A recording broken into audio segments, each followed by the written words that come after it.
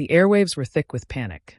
Across the world, television screens and social media feeds were flooded with scenes of destruction.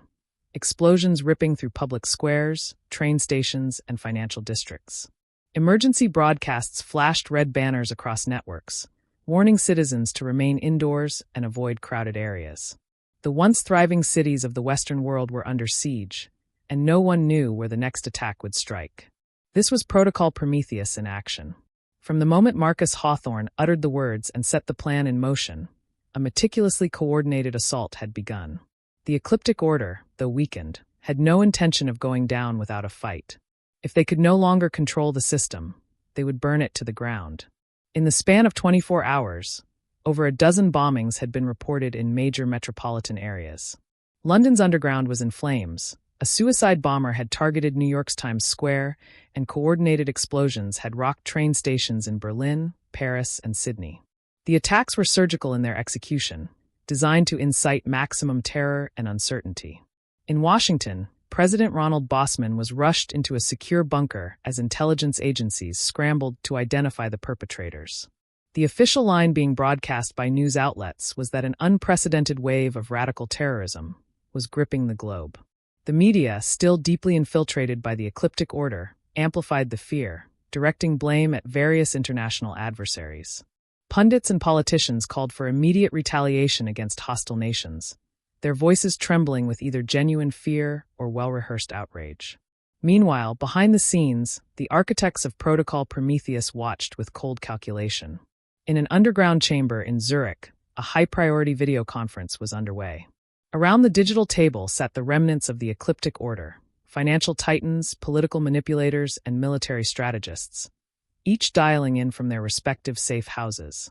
Marcus Hawthorne's face filled the main screen. "We are proceeding as expected," he declared. "The world is primed for war. The only question now is how quickly we can escalate it." Jorge Boras nodded, his expression one of grim satisfaction. "The media is playing its part well. Public anger is already being directed at the usual scapegoats. If we keep pressing, national leaders will have no choice but to take action."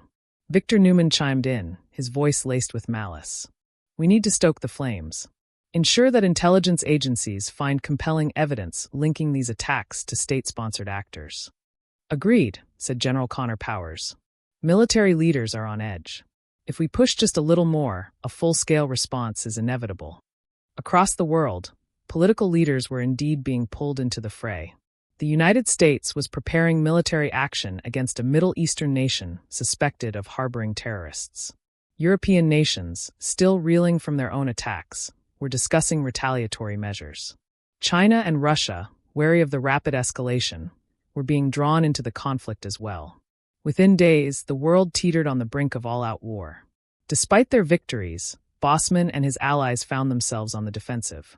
The terror attacks had shifted the world's focus, making it harder to sustain their momentum against the order. Worse still, the resistance itself was now in danger. A report came in from Bosman's security detail. An assassination attempt had been thwarted. A lone gunman, disguised as a member of the press, had infiltrated the White House briefing room. The assassin was taken down before he could fire a shot, but the media wasted no time in spinning the narrative. Within hours, major networks were reporting that the would-be killer had ties to a foreign government, an accusation that all but guaranteed war. "This was their play," Nolan Husk said grimly as he sat in a secure meeting room with Bosman and Lark Ferguson. "They knew they couldn't take you down with an election, so they're trying to make you a martyr to start a war." Lark Ferguson, still grappling with the weight of his past allegiance to the order, paced the room. "We need to get ahead of this. If the world buys into the narrative they're selling, we'll lose any chance we have at stopping this war." Bosman exhaled sharply. "Then we fight fire with fire."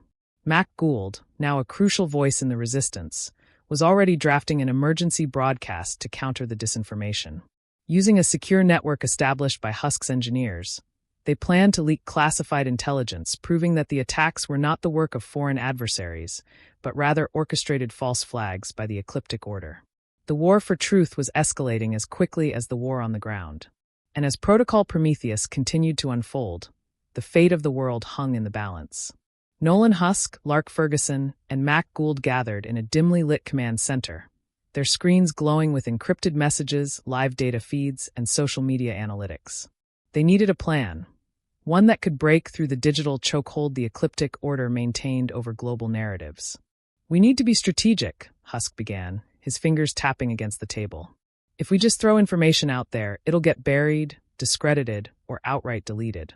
We need to control the rollout, time the leaks, and make sure we hit them where it hurts." Ferguson nodded. "We expose their key members one by one, with irrefutable proof of their involvement. We start with Barry Link and Jorge Boras. Documents, recordings, leaked communications. We need to paint a picture that's undeniable." Mac, who had spent years understanding the algorithms of social media platforms, interjected. "We can't just drop everything at once. The Order's bots and moderators will flag it immediately. We stagger the releases, use burner accounts, make sure the information comes from multiple sources. It needs to look organic." Husk pulled up a chart displaying the Order's influence in various industries. "We also need to highlight their control over finance, pharmaceuticals, military, and media. The people need to see how deep this runs." Mac nodded. "We'll use influencers who are already skeptical of the mainstream narrative. I know a few who have massive reach but aren't fully on board yet. If we get them to start asking the right questions, the curiosity will spread like wildfire." Ferguson smirked.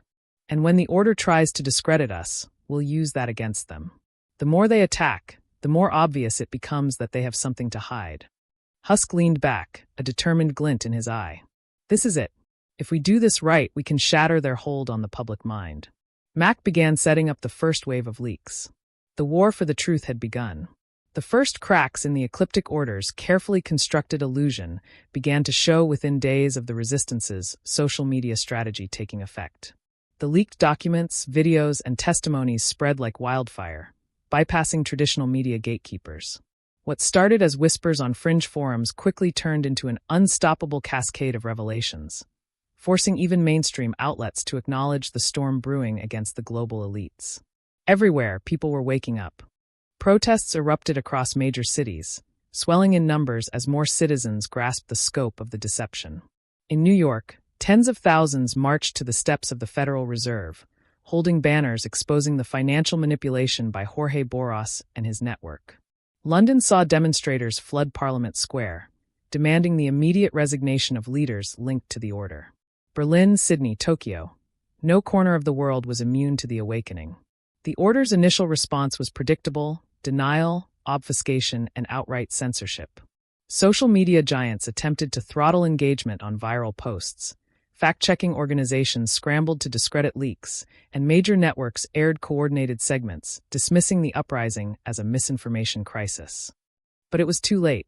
The floodgates had opened, and no algorithm or disinformation campaign could contain the outrage boiling over. In Washington, President Ronald Bosman watched the events unfold from the Oval Office.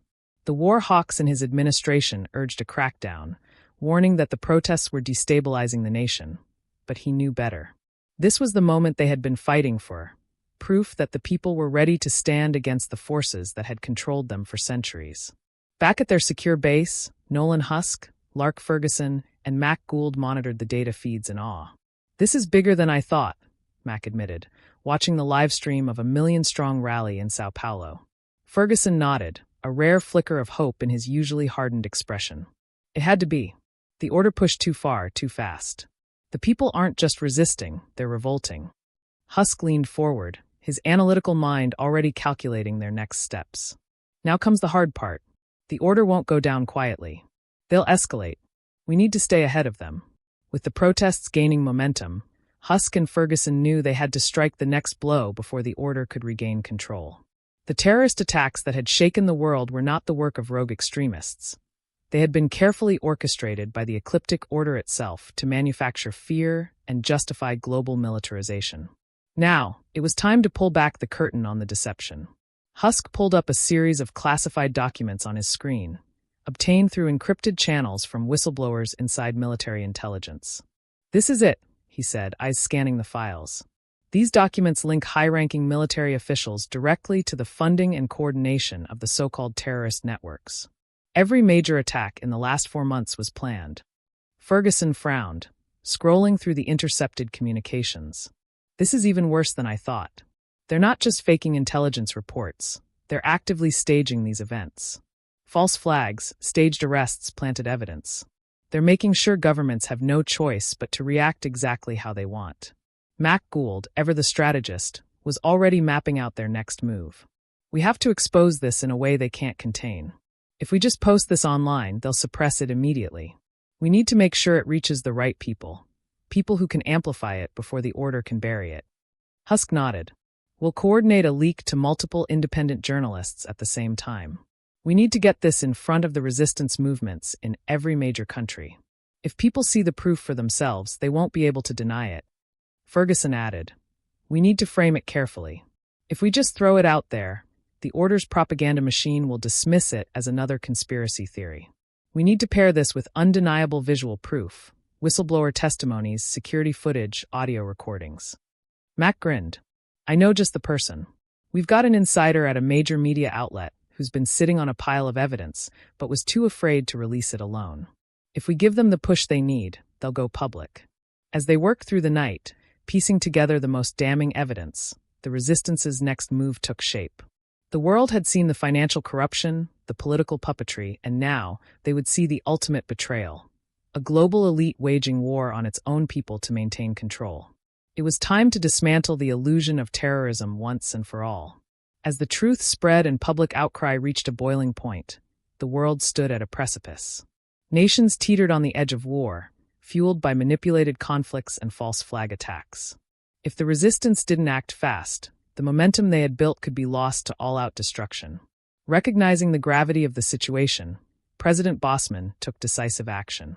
He called for an emergency global summit in Austria, a historically neutral ground where world leaders could gather and attempt to avert catastrophe. The goal: negotiate a ceasefire that would allow time for governments to reassess the chaos and root out the order's influence. Inside the opulent halls of the Salzburg Grand Conference Center, delegations from across the globe arrived under intense security. Tension hung in the air as wary leaders eyed one another with suspicion, many still unsure of whom to trust. Bosman took the stage, his voice firm but measured. We stand at the edge of a war none of us can afford. We have been lied to, manipulated, and forced into conflict by those who operate in the shadows. The people have spoken, they demand the truth, and they demand peace. He displayed the damning evidence gathered by Husk and Ferguson, revealing the direct links between the Ecliptic Order and the terrorist attacks that had pushed nations into war. Gasps and murmurs rippled through the room as world leaders saw the truth laid bare. Some looked down in shame, others in anger at having been deceived. This is not about national pride or retaliation, Bosman continued. It is about survival, about ensuring that we do not let the strings of our fate be pulled by those who wish to see us destroy each other. Silence followed his words. Then, slowly, one by one, leaders began nodding. The resistance's revelations had already ignited massive protests in their own nations. Ignoring this truth would only risk rebellion at home. A proposal was drafted: an immediate ceasefire, a temporary stand-down of all military actions, and an independent investigation into the military-industrial networks that had driven the world to this breaking point. The deal would give each nation time to untangle the chaos within their borders and cut ties with the hidden hands pulling the strings. The final decision came down to a vote. One by one, nations signed on, and as the last signature was inked, a historic moment unfolded. One that could either save the world or become the next target for the order's retaliation. The battle was not over, but for the first time in years, hope had a chance to prevail.